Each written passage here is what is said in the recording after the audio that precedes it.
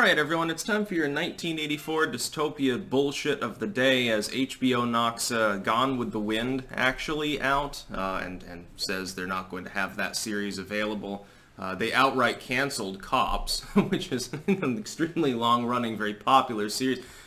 Literally and I'm not sure if it's exactly the continuation of the same exact series by the same company as from back in the 90s or whatever. That's a big hitter, and so there's some virtue signaling going on, but this is bullshit. The idea that a movie from what is it from? Fucking Gone with the Wind, is it from the 30s or 40s or some shit? And by the way, I've never actually seen it. I know that it's pure film, like silver screen gem and of its era, very popular, and everyone knows it, and I'm the only one that's never seen it, but you know what? I believe that when things are censored, they should be preserved. There's always the risk. We have writings from Homer that we don't actually have extant. Some of the most popular figures in all of history have written things. There are movies from the early age, like the 1920s, the movies, like there's a movie called The Golem that I guess they only have a few stills from. Think of all the culture that's been lost, all of the wonderful, potentially entertaining or informative material that's been victimized by book burnings and censorship, film censorship. There have been films that have been technically created but never really released, and I think that it's bullshit. When you get to a point where a bunch of massive corporations are gaslighting the public by trying to erase elements of history, be very, very careful. Because we see parallels of this in history. This isn't the first time that this sort of cultural hegemon has occurred. The problem is they always seem to precede genocides and things like that, like the rise of Nazi Germany or Stalinism. They never precede good things. Does this sort of thing ever occur in a healthy society that's generally happy and progressing in a good direction and generally free and prosperous? Or does it only seem to precede bloodshed and war and things like that?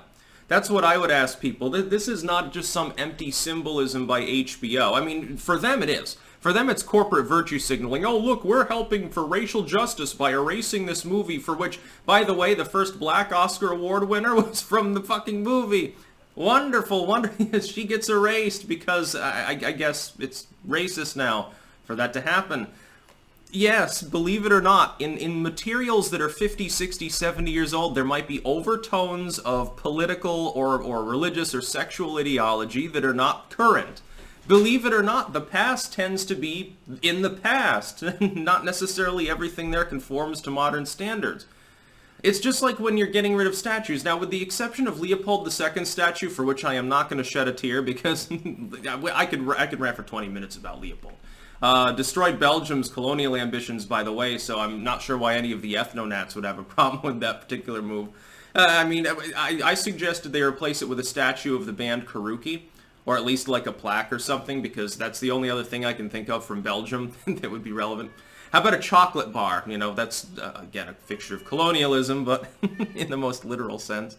Belgian chocolates. Yes, we grow a lot of chocolate plants in this climate, they say in Antwerp.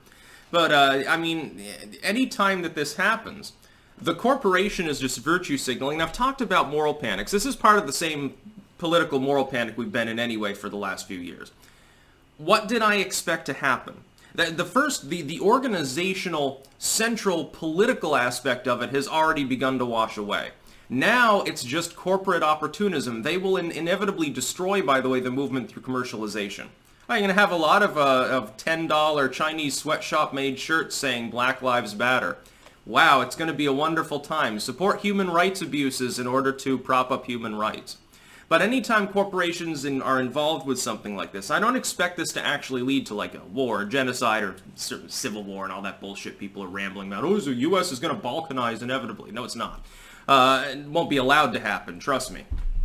What will happen, though, is that corporations will continue to virtue signal, and this is not a path that any sane people or culture goes down. When for-profit organized entities buy up, the trademarks, the copyrights to elements of culture, especially from long past, and then make them unavailable to the public. Now, of course, this movie's so old, you can be able to find it on the internet. It's not like HBO can keep you from watching it. But it's a step in the wrong direction. The expansion of liberty and freedom and expression are always good things. We say this within art, and they tend to be a bunch of like slam poetry, Starbucks leftists, by the way, that are engaged in like modern art, and they'd say, well, there's nothing beyond expression. My art represents the frog god or something like that.